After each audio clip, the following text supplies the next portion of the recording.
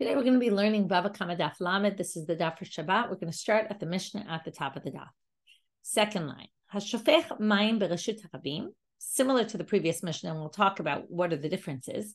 Somebody spills water in Reshut Harabim. The previous Mishna, somebody broke a cod and the water spilled, and then someone tripped on. Now we're going to have somebody spilled water in the public domain, and huzak behen achil, and someone else gets damaged by the water that they spilled. Chayav beniskam. So that person is liable for the damages they caused from the water spilling. We'll see what Rav has to say about this, if it's similar to what Rav said about the previous Mishnah, that it was the clothing and not the impact on the ground. Somebody conceals thorns or glass. Or they put thorns in their fence. Or you have a fence that actually, I think it's that you used. Second, I assume it's actually there.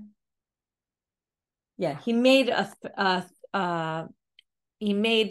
fence of thorns, or gader shenafal l'reshut harabim, or his fence fell apart into the public domain. V'husku behen achirim, and other people got injured by this. Chayav b'niskan. So in all these cases, they're liable for damages because you put something that was dangerous, right, in the public domain. Again, causing damage. So again, we're going to have Amar Rav says about this Mishnah, Lo shanu ela denitnifu kelav b'mayim. It's only in a case where the person's clothes got ruined by the water. Aval hu atzmo, but if a person actually slipped in the water and fell, or in the wet ground, remember there was no cement pavement in those days, Karka olam hizikto. It's the ground that injured the person and not the water. To which Amarle Rav Huna says to Rav, but wait, lo yeh ela kerif sho. Isn't this what you end up with is water mixed with dirt, which is the ground, and it creates mud. Now, if you poured the water and created the mud, isn't the mud yours really? Okay, it's like your mud in the sense that you created this obstacle in the public domain, and you're responsible because it's not the ground, it's the ground that you created that caused the damage. So Amarle Rav Huna l'Rav, misavart. So the response is, what do you mean? Misavart lo tamu maya? No, we weren't talking about where the water is still there and mixed up with the dirt, and you have this big mud, which is what the person slipped on. If it was that, you would be responsible, even according to Rav. But b'ditamu maya, we're talking about where there's really almost no water left, and it's just a little bit moist. And then we can't really call it your doing, in which case, if they slip on that, it's really considered the ground and not you that caused the damage. V'tarte lamali. Now they ask the obvious question, which is if this is telling you, like Rav said, that if you made someone's clothes dirty because of the water that you spilled on the ground, and then it ruined their clothes, well, why do you need to say this? We already had the previous Mishnah. To which they answer, one is in the summer months and one is in the winter season. Why is there a difference? We already saw this in the beginning of our Masechet.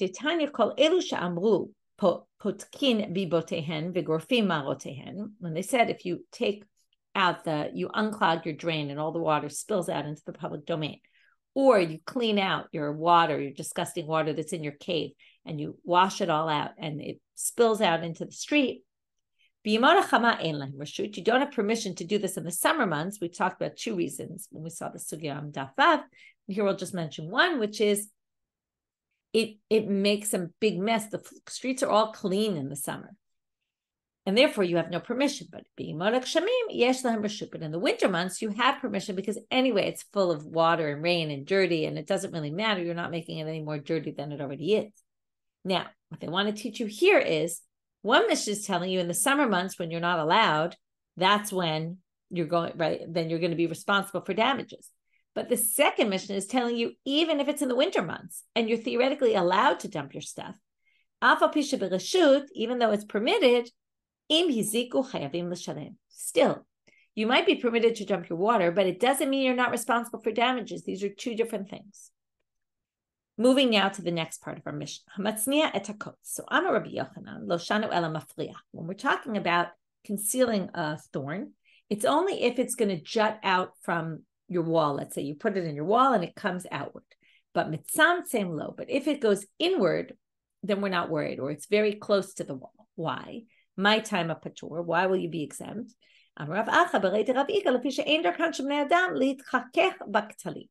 People don't walk exactly up against your wall. So again, this is a shifting of responsibility, or what the expectation is. If the expectation is that no one's going to rub up against your wall, then if it's up against your wall and you put a thorn in there, now why would you do this, by the way? People, by the way, used to put things in their walls. Something that was commonplace in those days. We've seen this in a whole bunch of different sugyot. So now, I think there was even a sugya where someone put their tefillin in the wall or something. There were also little, the walls were thick and there were little, like, not exactly shelves in the wall, but spaces where people could put things. So if it's kind of inside or close to the side, then you're not responsible because nobody's supposed to walk by there. So you didn't do anything wrong by putting your thorns there because no one was actually supposed to go by there. Right? This, by the way, I was thinking of this happens all the time in my house, glass breaks, not all the time, it happened very recently on a Friday night, no less. So glass broke. Now, when you have broken glass, you don't want to put it in the garbage even, because what's going to happen? Somebody might push the garbage down if you don't have a compactor, right? They might push the garbage down and cut their finger on it, right? Or it'll cut through the bag. So it's very dangerous where you're going to put those broken glass pieces. So that's why people maybe stuck them in the walls as a way to kind of get them out of the way. But again, you have to worry, depending on where in the wall you're putting it, that it might actually damage them. Tanu Rabbanit. And again, we have this issue of if it's expected, right, then you're not going to be held responsible. Like your animal walking in the public domain and eating someone's food. The person who left the food should know that the animal was going to eat it, and therefore, right, or the person walking shouldn't be walking next to your wall, and therefore, if you leave it, you're not responsible. Tanu Rabbanan, another bright about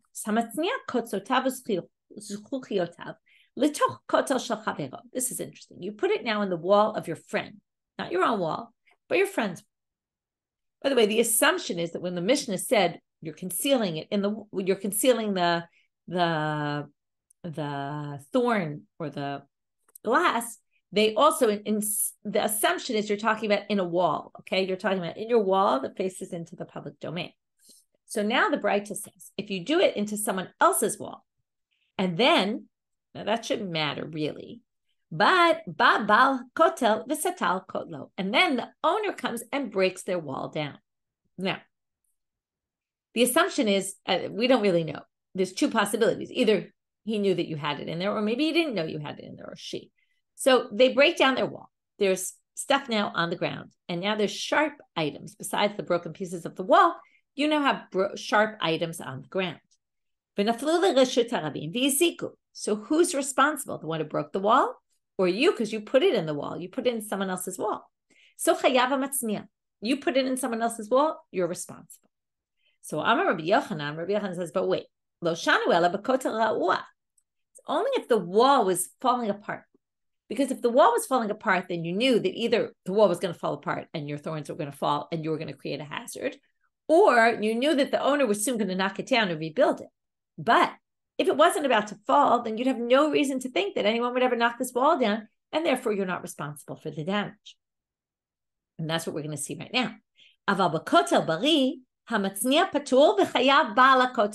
owner of the wall is responsible.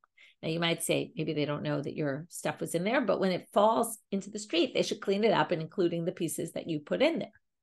So then, again, this is a matter of shifting responsibilities. One is more responsible than the other. You might be responsible as well, but the person who knocked it down is more responsible than you because you didn't have first of all, you didn't even have any way to know that the wall was broken, right? That he knocked the wall down. So in the first case, it doesn't matter because you should have realized that it would end up causing damage and therefore you should never have put them there. But if the wall was in good shape, then it's not your fault at all. And therefore, it's, again, not fully your fault. It's more the fault of the person who broke the wall down. Amar Ravina. So Ravina now says, Zot omeret, you can conclude from here to a different case. Hamechaseh boro b'dalio shel chavero. If I cover my bore with a cover that's yours, I use a cover that's your cover. I dig a bore, but I cover it, so it's safe, except that I covered it with your item. So now, Babal Dali, so the owner of the pail, let's say I used a pail or some sort of cover to, if Dali actually means a pail here or some sort of cover to cover it with, Vinatal Dalyo, and you took it, Chayav Balabul. I become responsible. Why? Because when I used your item to cover the bore, I knew that I was actually leaving an uncovered bore. I wasn't really, but theoretically, if I dig a pit and I use your cover, I know that you might come back for it. So if you're going to come back for it, then I know that at some point it might become uncovered and it might be a hazard, which is just like our case. To which the Gemara says, yeah, it's so like our case that pshita. This is totally obvious. Why are you telling us this? To which they say, Ma'u detema hatam delo yada, hatam hu delo have yada le delo de. You might have said there, you didn't know who it was to tell them. In other words, not the bore. The bore, you knew whose bore it was. So maybe, right? And therefore, in the bore case, the yada le have lo do it.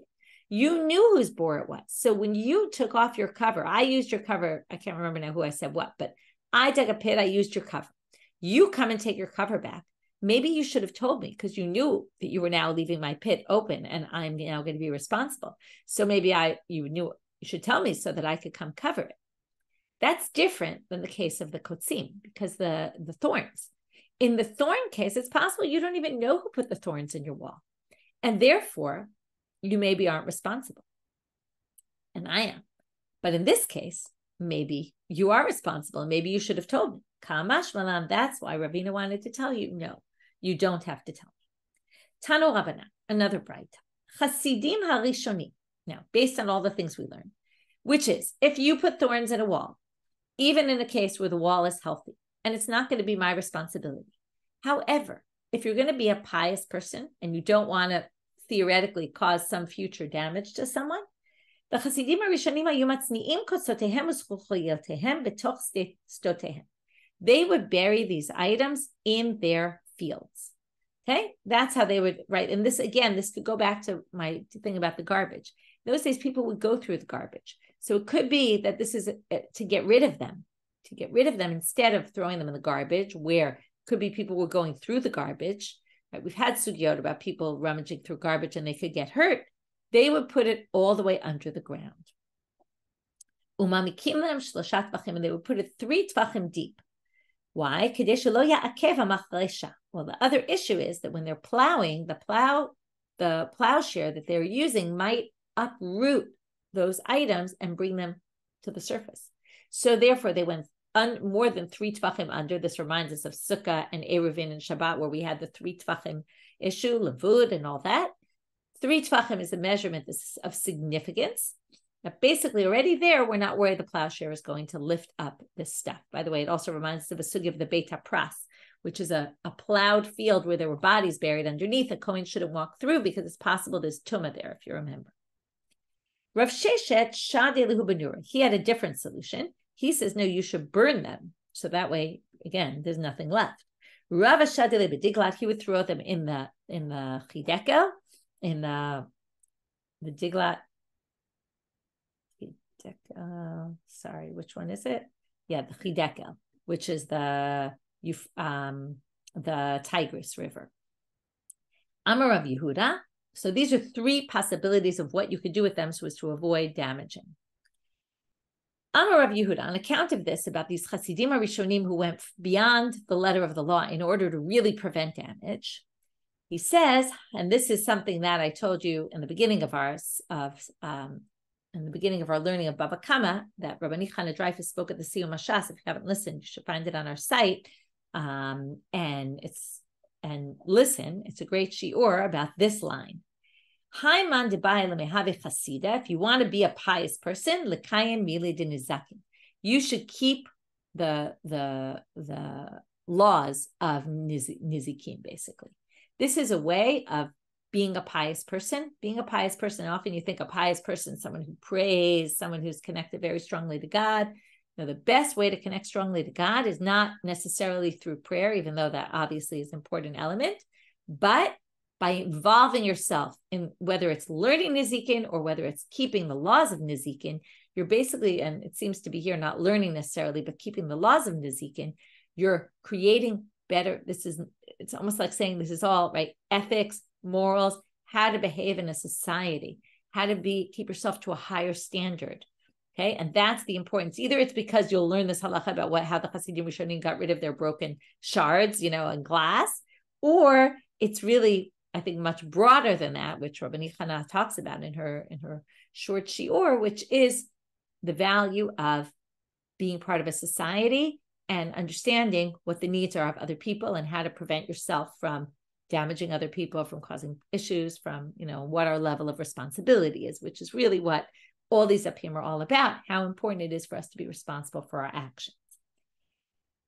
Rava Amar Mile de Avot. He disagrees and says, no, it's Pirkei Avot. Now, some people say that's actually not much different. Pirkei Avot, by the way, is in Seder nezikin. And there also it talks about how to behave among fellow human beings, okay? More so than man and God. Or you could say maybe there's a difference. You have to think about what the differences are between nezikin and specifically the messages in Pirkei Avot. But Amrela Mile de berakhot. And some people say, no, it's the man and God and women and God. And it's the berakhot, the prayer. That's what it's all about. So here we have an interesting machloket about what it means to be a pious person. Is it between us and God, or is it between us and our fellow human beings? Mishna. This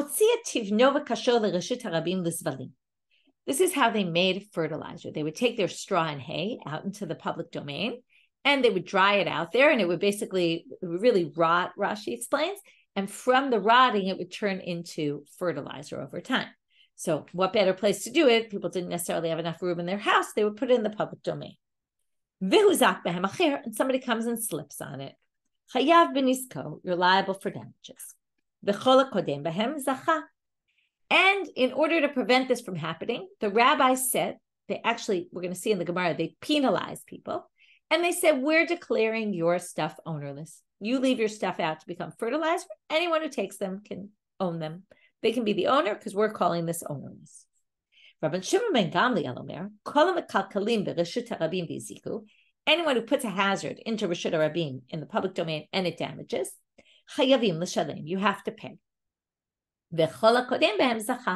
And anyone who wants to pick it up and take it for themselves, they can. This sounds like he's saying the same thing as Kamma, so we don't really know what the machloket is. Some people say that the difference is that one is talking about only if you did it in a permitted way, and one is saying one is saying only if it wasn't permitted, and the other one's saying even if it was permitted. Okay, well, like maybe perhaps Kamma is saying you took it out to create fertilizer, maybe that's permitted, okay, and then the other opinion, truth is, it's right. I think maybe even they say the Kamma is not. One second, it wasn't permitted. Right, it's not Rashi. Someone else says it. Right. Yeah. Yeah. Rashi says in the second explanation that the first Kamma is saying if you didn't have permission to do it, and then you'd be liable, and the rabbis would penalize you. And Rashbag is saying even if you had permission, we're still going to penalize you for it. Okay. So that's possibly the debate, but we're going to see the Gemara is going to suggest a different way of understanding the debate, even though it's not going to be clear that that's the difference. But we'll have a little while to get there. Now the Gemara says, Lema manitin deloka Rabbi Yehuda. Is it possible that this Mishnah doesn't follow Rabbi Yehuda, or we think it is not like Rabbi Yehuda? Why? Tanya, as it says in a bright, to Rabbi Yehuda Omer, Bishat hotzaat zvalim adam motzi zivlo l'reshut harabim. Okay, when it's time to take out to create the fertilizer, there was like a time of year that was known for this. Okay, just one second. Let me see one thing.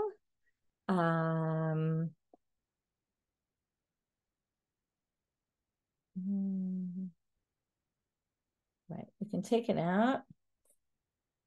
Yeah, and then okay, so it says here, when it's the time that people take out their fertilizer, so you can take it out to the public domain, you let it accumulate over 30 days. You want people to trample on it. It's not just the rotting process, it's that people trample on it. So they had a certain time of year where they would allow people to put out their zeva. So almanat ken, and then he says all the more so, that on account of this, or with this in mind, Yoshua ta'aretz. Yoshua gave people the land to settle, and with the condition that people are allowed to put their fertilizer out a certain time of year, right? Their step out to fertilize, to create fertilizer, and basically everyone has rights to do this, which makes it sound like, and you're not responsible for damages. Now, it doesn't say that, but they assume that that's what he means, which doesn't seem to match anyone in the Mishnah. To which they say, Afilu Tama Rabbi Yehuda, you could explain the Mishnah according to Rabbi Yehuda. Because you could say, Modeh Rabbi Yehuda shemizik mishalem ashizik. That while Rabbi Yehuda says you can do it, it doesn't mean that you're not responsible for damages that might happen as a result. To which they say, Vahatnam, but wait, how can you say this? Doesn't it say in a Mishnah? It's actually Vahatanya, Rabbi Yehuda Omer, B'ner Chanukah patur mipnei shehu b'reshut. You're exempt from damages that you cause from the Hanukkah candles that you light outside your store in the public domain. If a camel comes and lights up on fire, right, the flax on his back lights up on fire, we saw this already. From your Ner Hanukkah, you're exempt because you were permitted to do it. So here you see, permission means you're not responsible for damages, which goes back to saying our Mishnah doesn't hold like Rabbi Yehuda, right? My la bishum reshut beitin. Doesn't it sound like because the beitin permits you to put your candle out there? To which they say, no. Not necessarily. That's not what reshut means. Reshut doesn't mean the same thing here as it means by the reshut that Yoshua gave them. Because mishum reshut mitzvah, the reshut of Ner Hanukkah is the reshut of a mitzvah. Because you're doing a mitzvah, the law protects you. But if you're just doing something you're permitted to do, which isn't a mitzvah, like putting out your stuff to fertilize, that's to become fertilizer. That's not going to permit you, exempt you from damages. In which case, we could still read our Mishnah like Rabbi Yehuda. So now they say, Ditanya, how do we know that it's because of the reshut of a mitzvah specifically? Because it says so in a braita. Rabbi Yehuda Omer, B'ner Chanukah patur. Okay, Rabbi Yehuda says, Ner Chanukah, you're exempt. Mipnei shehu reshut mitzvah, and there you have it explicitly, because it's permitted, because on account of the mitzvah. Tashma. Now they bring a source to raise a question. Kol elu shamru pturin lekakel bereshut harabim. Okay, so far this matches our Mishnah. Anyone who's allowed to be mekalkel and reshut harabim, still they're liable for damages. But what does it say here? Rabbi Yehuda poter. Now we just suggested, right? First we thought Rabbi Yehuda disagrees with our Mishnah. We said maybe he doesn't, because maybe there, right? And either the Hanukkah is permitted of a mitzvah. The other time where he says it's permitted, he doesn't necessarily say you're not liable for damages. But here it says explicitly that he's exempts you. So I'm Rav Nachman, matnitin shalo b'shato tza'at zvalim, Rabbi Yehuda. Now we said no, because the Mishnah, you could say, is talking about when it's not the time to take out the stuff to fertilize. And then it fits with Rabbi Yehuda, because Rabbi Yehuda says, if you're permitted, then you're not liable for damages. And the Mishnah is talking about if you're not permitted. And when you're not permitted, then you're going to be liable for damages. Rav Ashi gives a different answer. Rav Ashi Amar, moving now to Amud Bet, Tivno v'kashotnam, mishum demisharkin. It's specifically Tevin and Kash that they're talking about because they're very slippery. And Rabbi Yehuda was talking about things that are not necessarily slippery. Okay, so again, Rabbi Yehuda is going to exempt you when you're taking out b'shat hotzat zvalim. You could take out your zevel and let it fertilize. But that's not necessarily things that are slippery. And that's why you're not liable. Things that are hazards, you can't put out even to make fertilizer. And that's a different way of understanding it. Now we're going to get to a machloket Rav and Zeiri, and eventually we're going to circle back to our Mishnah. This is on the, I should say, it starts from our Mishnah, but what we're going to do is we're going to circle back to the machloket Tanakam and Rashbag, which we didn't really figure out what they're arguing about. But that's going to come in the middle of the context of this discussion. First, we're going to see a machloket between two Amoraim. So according to the Mishnah, what happens? If you put your stuff out in the public domain, basically, the rabbis say this is becoming ownerless and anyone can take it. Amarav, Rav says about this, Bein begufan, bein b'shivchan. Now, when you put out your straw and hay, what's going to happen? Over time, it's going to rot and turn to fertilizer. That means that let's say it's valued at 100, it'll be valued at 120 over the course of time. Goes up in value. So the question is, it wasn't so much, right? The Tevin and the Kash were yours. But the fact that you increased it in value by leaving it out in the public domain, that's basically using public space, which you shouldn't be using, to increase the value of your item. So perhaps, and this is going to be Zeiri's position, maybe we'll start with that, b'shivchan v'lo b'gufan. When we say that anyone can come and take it, they can only take the part that was really forbidden, which was for you to up the value of your straw and hay by turning it into fertilizer. So the value of the 20 that you raised it in value, that's what people can come and claim, but not the straw and hay itself. So that means, okay, well, how do you distinguish? That means basically they can take it. Now it's worth 120 and they have to give you back 100. They can take the fertilizer and just pay you 100 to compensate you for the value of the item. That's the aim. So when the rabbis penalize you, they just penalize you for the amount that you benefit. Rav says, bein begufan bein b'shivchan. No, they can take the whole thing. This is completely ownerless, which is what we thought in the beginning. So now they say, but my kamiflige, what's the root of the machloket? Why would Rav say that we're penalizing you for the whole thing? To which they answer, Rav saval knaso gufan mishum shivchan. Really, it's only the shevach that's a problem, the increase in value. But what are we going to do? Because, right, basically this is what a classic zera. We're going to say, we're actually going to penalize you for the whole thing on account of what you benefited from it, right? The upping of the value, the increase in value. The rabbis didn't go that far. They just said, we're going to penalize you for the part that you benefited from, which is the 20 shekel. So now tana. Now we're going to have a question on Rav from a Mishna, from our Mishna. Okay, this was the end of the Mishnah. I actually think, did I skip that line? I might have skipped this line. Okay, well, if I did, I'm sorry. I'm going to read it now. So let's correct that. The Mishnah says at the end of the Mishnah, if you take dung that was in the middle of the street, in fact, I'm sure I didn't teach this. I really remember that I didn't say this line at all. If you walk over, there's dung in the street and you flip it, okay? That basically, because the dung is ownerless, you take ownership over that dung. And if now someone gets, and you leave it there. If someone gets injured by that, you're responsible. Now, what does this have to do with our topic? Well, we're now going to say, sorry, I now have to go find it again where we were. Okay, it's not. So the Mishnah says, right, you're liable for damages.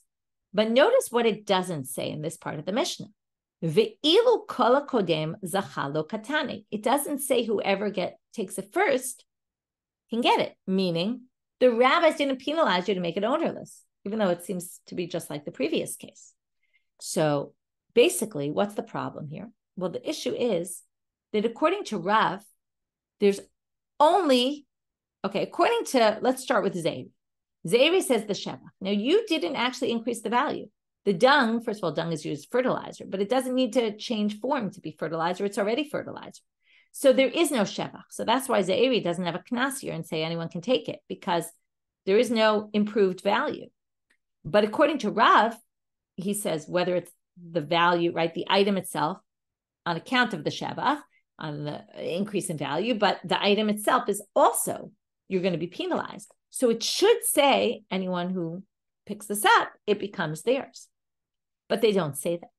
So that seems to go against Rav because it should be the goof also. So we're going to try to resolve it in one way, but it's not going to work. And then we're going to have a very easy way to resolve it.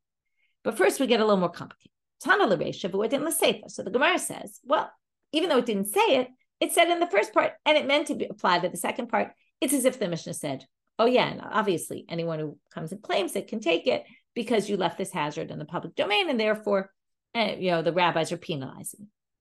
But which they say, no, wait, but how can you possibly say that? Hatane ala, there's a braita that says about that line, asuri mishum gezel. That means if anyone takes it, they steal it.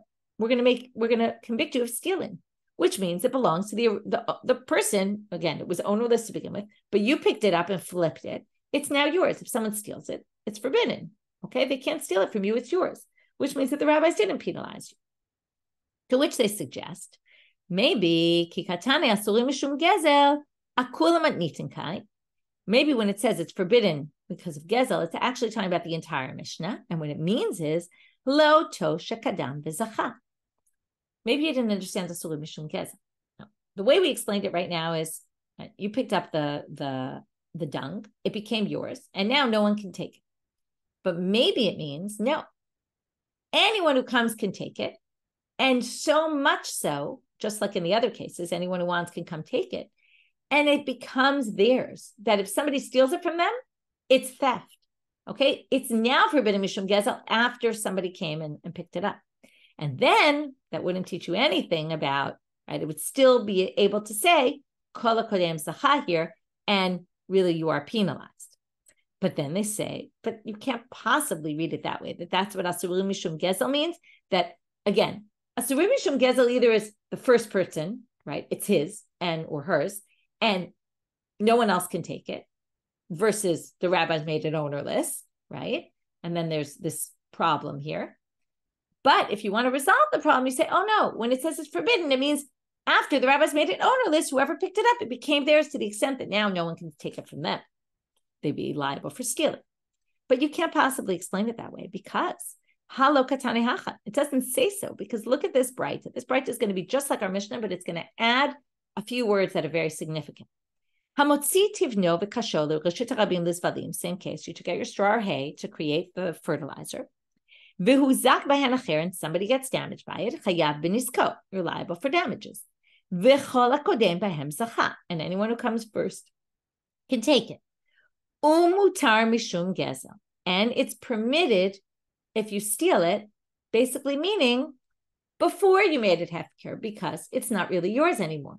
It's another way of saying even if nobody takes it, right? Even if it's nobody picked it up yet, right? Well, it's really kind of saying the same thing. But what it means is if anyone picks it up, right, they're not liable for theft. But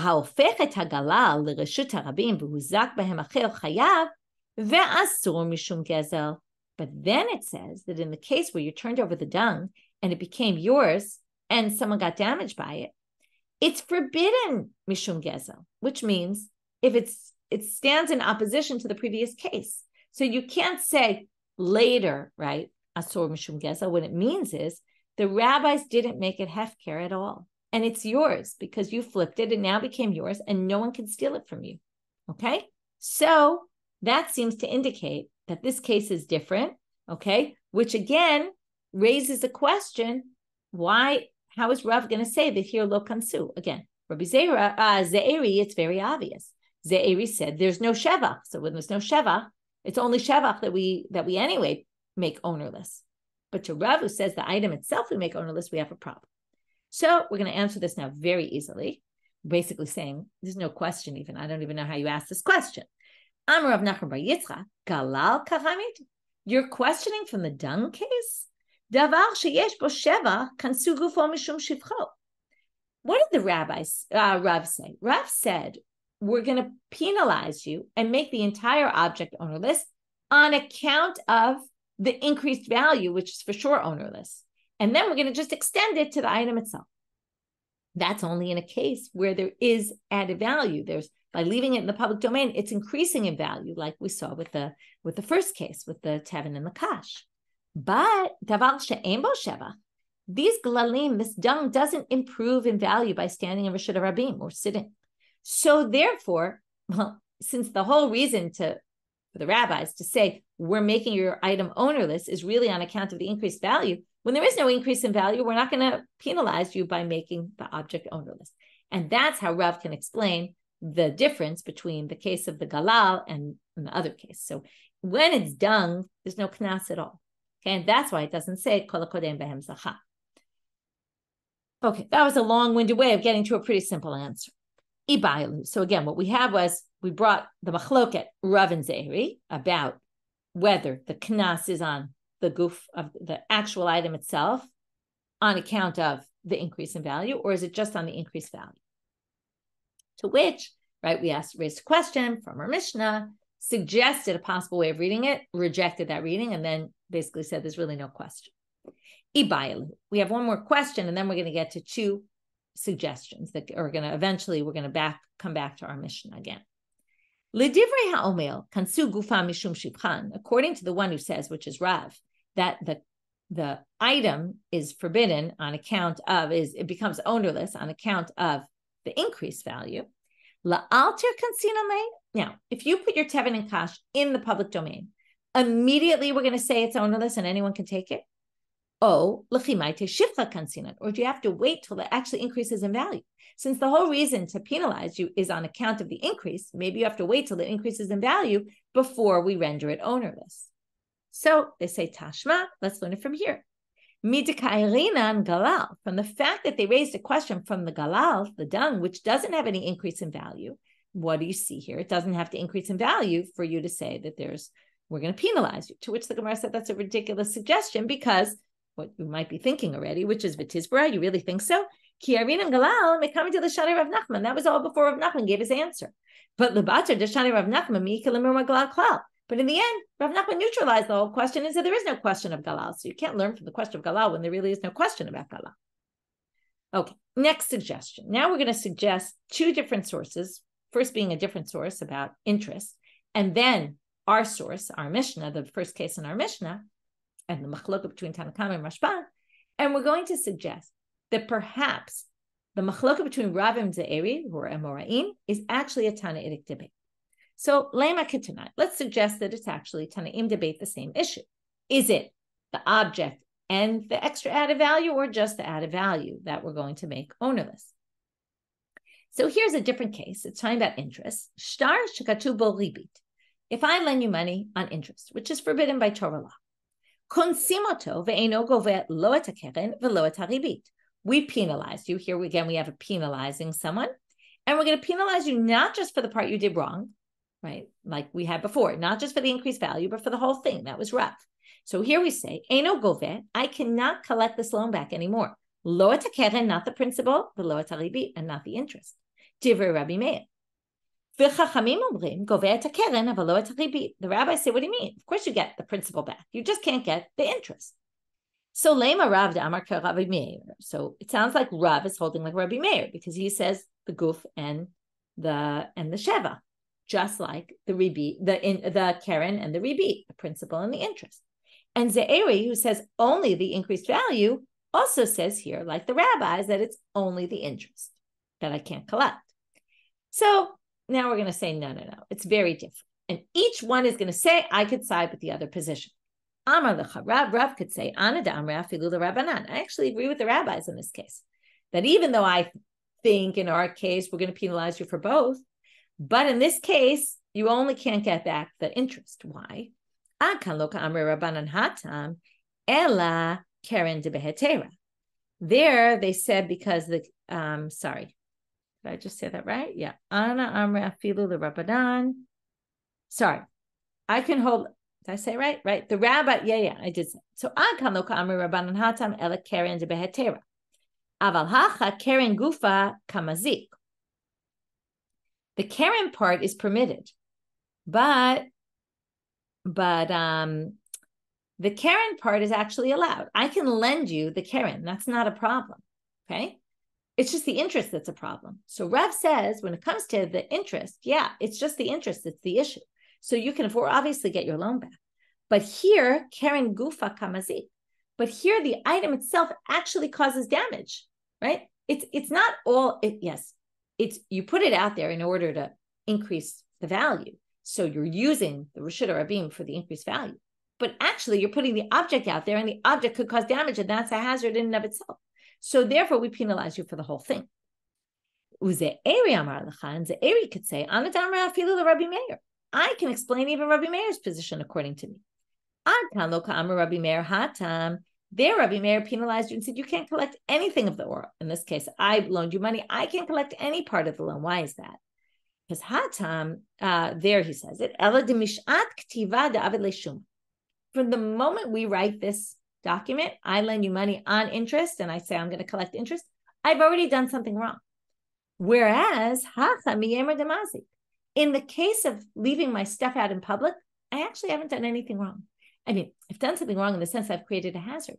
But until somebody trips over it and gets injured, I actually haven't done anything wrong. And it's possible no one will get injured by it. Maybe people will notice it and they won't fall and it won't bother them. So it's not necessarily that I've done something wrong. And therefore, we're going to be more lenient with me. So there we see that's not the machlok. Now the Gemara is going to say, Lema kahane tana. Why don't we suggest that it's like the machlokah between Tana Kamma and Rashbag? And again, now we'll get into what's the debate between them.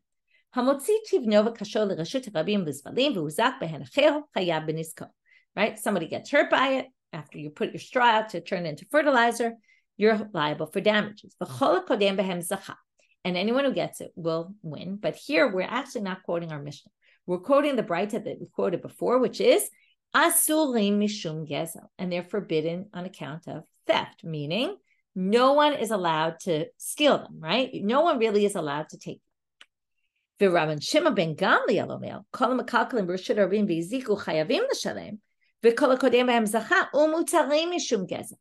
And here we have something confusing. Before in our Mishnah, it didn't seem like Tana Kamma and Rashbag were saying different things. It was unclear. In this one, it makes it very clear.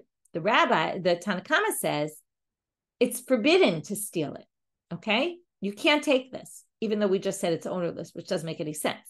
And Rashbag says you're permitted to steal it because it's ownerless, right? It's not really stealing. So hagu fakashi, but something here doesn't make sense. Amart kol hakodem b'hem zacha. Tana Kamma says, right, anyone can come take it. It's ownerless. V'hadar ka'amar asurim mishum gezel. But then they say, but it's forbidden. Mishum gezel, meaning you can't take it. So this is super confusing. Seems to contradict. Therefore, they say, elalav haki kamar. What it must mean to say is the following.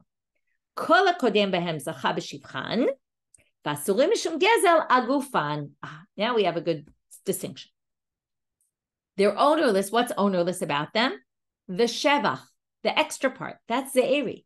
Only the extra part is ownerless. But if you take the item itself, right, the straw, right, or the value of the straw itself, only that part, the raw materials, that's forbidden because that belongs still to the original owner because we only penalize for the added increased value.